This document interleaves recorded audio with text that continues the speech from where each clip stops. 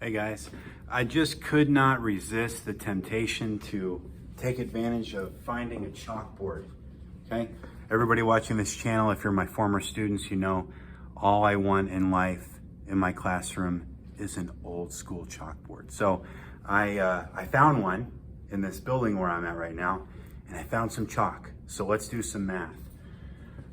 What I want to do today is I want to show the relationship between the distributive property of multiplication and polynomial division, or, well, I'll show you. So let's say we're going to multiply 4x by x plus 2. Okay? So let's do it.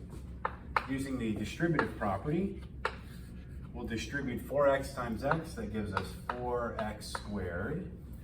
4x times 2 gives us plus 8x. Okay?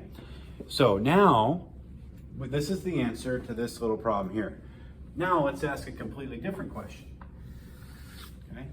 What happens if we want to divide 4x squared plus 8x, okay, and our divisor is x plus 2? So now we did this in Algebra 1, and we really have trouble with this. This is like long polynomial division. So what you need to ask is, what do I need to multiply by x? Just this first term, forget about the 2. What do I need to multiply by x to make 4x squared? And the answer is 4x.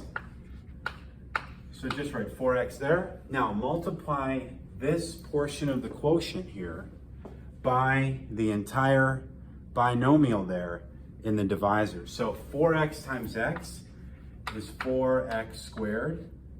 4x times 2 is plus 8x. Put parentheses around all of this, draw a line, put a minus sign out here. Now, 4x squared minus 4x squared is 0. 8x minus 8x, 0. There's no remainder. So this is the quotient. So if you see a problem that looks like this, you see if it says 4x squared plus 8x divided by x plus 2, well, now you know the answer is just 4x, okay? So that's the relationship between the distributive property and long polynomial division. Thanks for watching.